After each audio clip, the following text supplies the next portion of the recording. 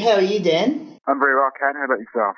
I'm good, thanks. But you, as in My Secret Circus, you guys have been quite busy behind the scenes the last 12 months. We have. We've been locked away doing pre-production for the album, so we have quite a few songs to choose from, which is good. We're starting the album in a few weeks, in the start of January actually. So, yeah, we've just been locked away writing some new material, which is always fun.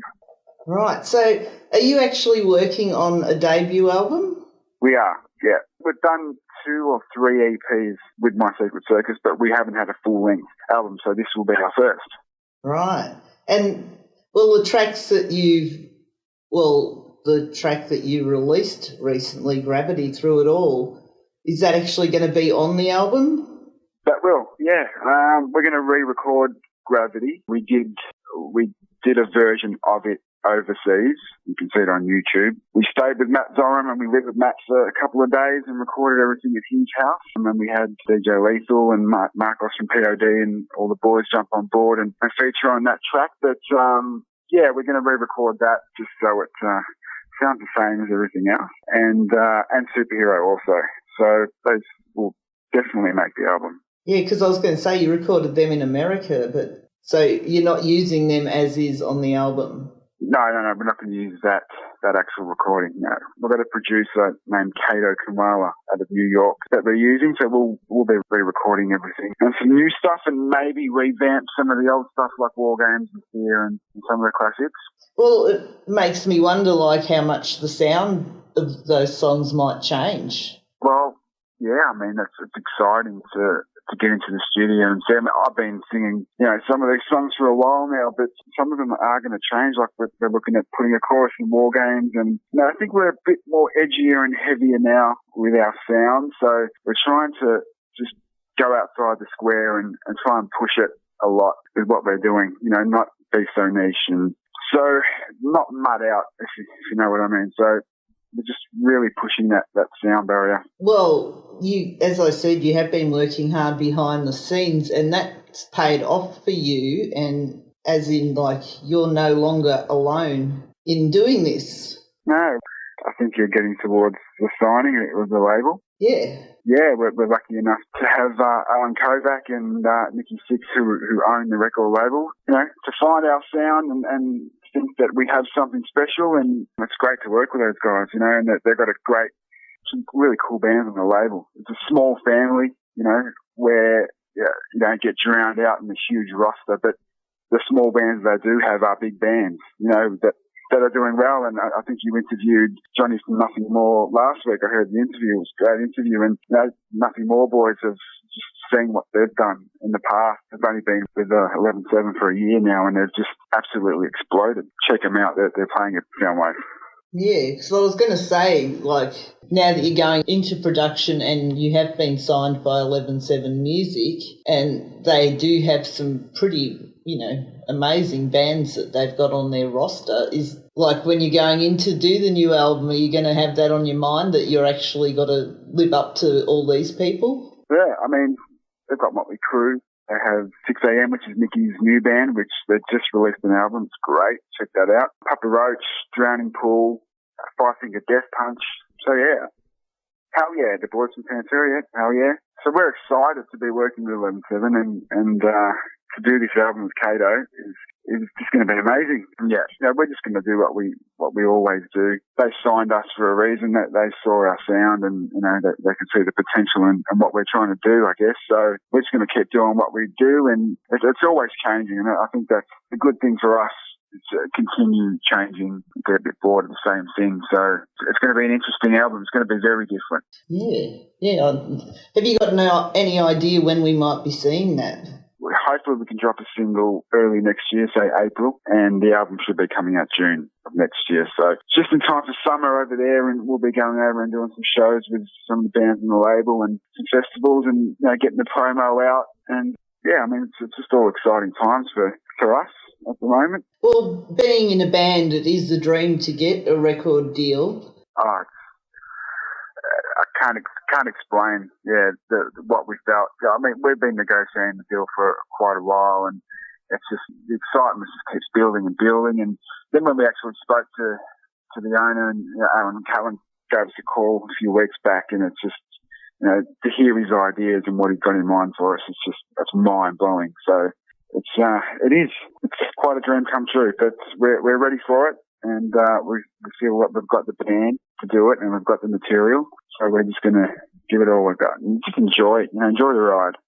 Right. I was going to ask, now that you've signed on the dotted line, if it had, maybe not so glossy, but obviously it still is glossy. It's still glossy, yeah. I mean, it's just the start of things. I guess there's a lot more hard work to do from here, so it doesn't stop. But yes.